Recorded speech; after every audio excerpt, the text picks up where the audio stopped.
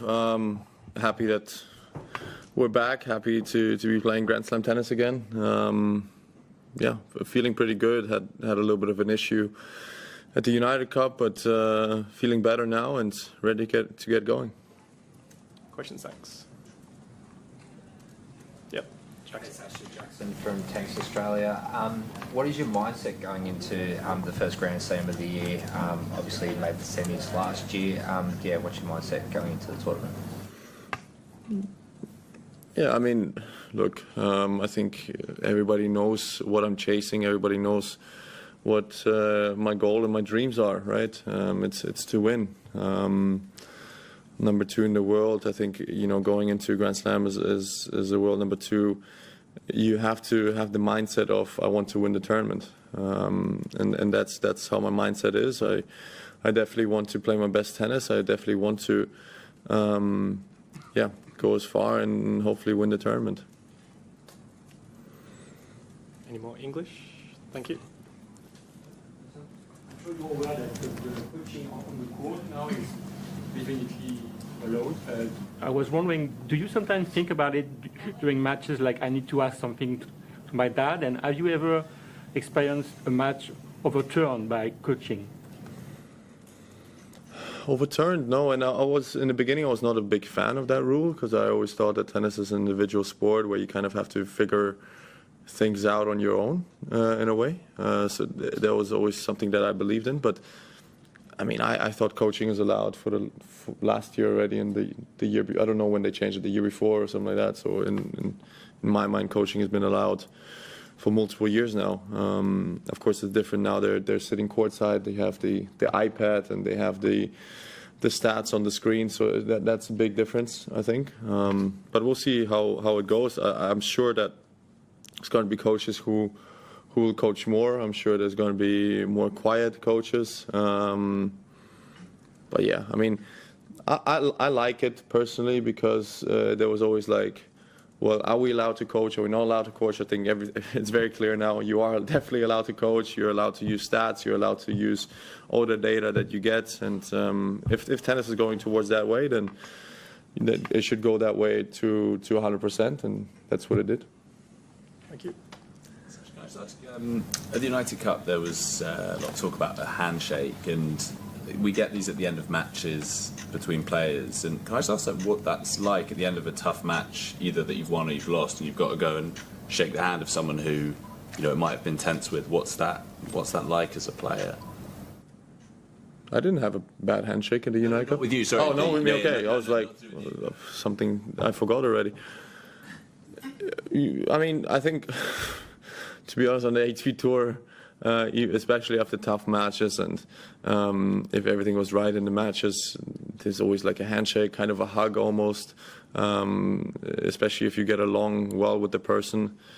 There's never any things. I mean, I've had 1 or 2 moments myself where the handshake maybe wasn't great. I think Hamburg against Arthur, the handshake wasn't great from my side. I didn't like some of the things that or happened in the match.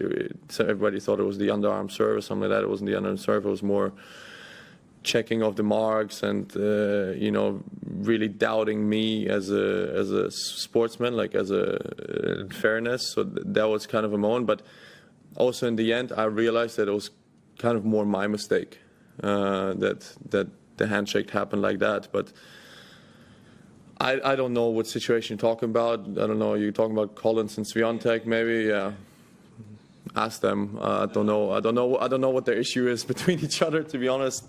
But I mean, Danielle has done that before, no, or not. I feel like there is a little bit of history there, so. Maybe that's part of the reason. Hey, Sasha, how are you? Just getting back to the coaching situation where they have they have it on the court now. I mean, a lot of people have coaches. Will have a coach on the court. You'll have your dad and your brother sitting right next to you as well. Is that sort of in some ways, I don't know? No, but have them so close? for me, they're my coaches. Yeah. right? That's how I see them on the tennis court. I've talked about my relationship with my father quite a lot, and I think why it's working extremely well and why it's such a healthy relationship is because we can differentiate, and he can differentiate, private life to tennis. And when we're at tournaments, he's my coach, and that's it. He's not somebody that really overlooks my day-to-day life. He's not somebody that wants to know where I go to dinner, what time I went to bed, what time I woke up. That's not how it is between me and my father. And I think that's why the relationship is working so well, and that's why maybe some father-kids relationships who also are involved in the tennis coaching are not working so well, because they want to oversee everything. They want to be involved in everything, and that just doesn't work. At some point, everybody becomes an adult and everybody becomes their own person. And my father has been very smart at realizing that, and he's been extremely good at that. Where some other cases, I feel like that has not been the case, and that's why there have been some split-ups between parents and kids and all of that. Would you like him on the court? In my opinion, I've always said that I think tennis is a sport where you have to figure out things on your own. But if they allow coaching, this is the right way, because this half-hearted stuff that we had over the last few years is not good, because either you go 100% towards coaching is allowed, and you're allowed to use data, and you're allowed to use everything that is possible to make you win, or you don't do it at all. But this half-hearted stuff, somebody's allowed to scream something when you're on this side, but you're not allowed to have a conversation. It's not right. I think you either go full on, yes, coaching is allowed, or you say, no, tennis is an individual sport, coaching is not allowed. And I think this is a much better way than it was last year. Yeah, thanks. Hi, Sophie from Tennis Australia. Saying you want to win here, who do you see as your biggest rival? And as part of your preparation, do you pay attention to their game, or do you focus on yourself? I think the usual names. Yannick Sinner, Alcaraz, Novak for sure is part of that list. Daniil, because he's done it before. Those guys, I think the usual. Alex de Minaur, I think for Australians is always very exciting in Australia. But yeah, I think the biggest favorites are still, Yannick is probably very far up that list. He's still number one by a big margin, I think, on the favorite lists. And then, Carlos and Novak, obviously I see them as well, very high up that list. Do you pay attention to their games as part of your preparation, or no? Well, I played with Novak yesterday, but obviously it was an exhibition and it was for a good cause. But yeah, once the tournament starts, I think you pay more attention, because for most of those guys, it's the first term of the year. Last three in English, please. One. 2.5 years ago, you suffered that serious injury, obviously, against Nadal. Yeah. Just reflecting now, obviously, AO semis made the final of the French Open. Could have gone either way. Number 2 seed, AO. How proud are you, number one, of your progression up until from that injury? And then 2, did you ever expect to be back in this position? Yeah, I think I've answered this question a lot, and I'm going to give you the boring answer that I always said. I didn't know whether I was ever going to be back at this level. I was very uncertain of it. I was very unsure, especially, 2 years ago when I was sitting here, and I won my first round match in 5 sets that lost to Michael Mo. I was very uncertain that I was ever going to be competing for these titles again, and yet alone be top 10 or top 5 in the world again. So in a way, I am proud of what we've achieved with my team and what we've accomplished on the comeback, yes. But again, I still have dreams and goals, and I want to achieve them. Last 2 in English. One. Thank you. Last year, especially, discussed your additional schedule, practice schedule. Yeah. And I was wondering, actually the reason for that was, as you said, a need to always improve. Mm-hmm. And how did it work out for you in the off season? Did you maintain that additional practice schedule as well? And is that the intention for this year as well? We'll find out, I guess, starting on Sunday for me, if I've improved or not. But for sure, there are some things that we want to work on, and we've definitely put extra time on those things. But in the off season, I don't call it extra work, because the off season is exactly for that. I think you have to go to your limit physically. You have to go to your limit on how much you play tennis. Everything has to be almost above the limit that playing Grand Slam and playing 5 sets becomes almost easy for you physically.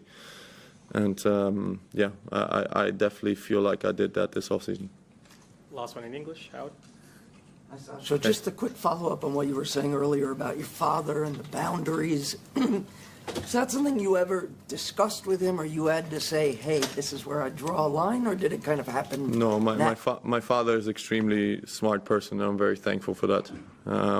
He's been a tennis player himself. He's not as well known as maybe me or my brother, but he was a very good tennis player himself back in the Soviet Union, right? So he understands how tennis works, and he understands that for a great tennis player, you need great coaching, but you need, you know, kind of freedom as well in what you do. And, you know, I've seen a lot of parents, players, relationships that kind of went downhill very quickly when players became adults. And I'm very thankful that it is not the case with us, and we are still going strong. And sometimes he's more towards, I actually don't want to go to tournaments anymore, and I don't want to kind of go to every single session anymore when I ask him to do that. So it's working out well, and I said it before, I've had multiple other coaches, and I still believe that he's the best coach I've ever had.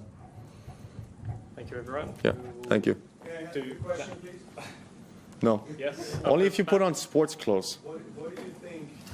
What do you think? Yes, you're gonna win your 25th Grand Slam. We're all gonna be happy. Hey, Novak Djokovic once again. Sasha, I have a question related to the space. We know that you love the universe, planetary system. So can you tell us what attracts you to the space exploration?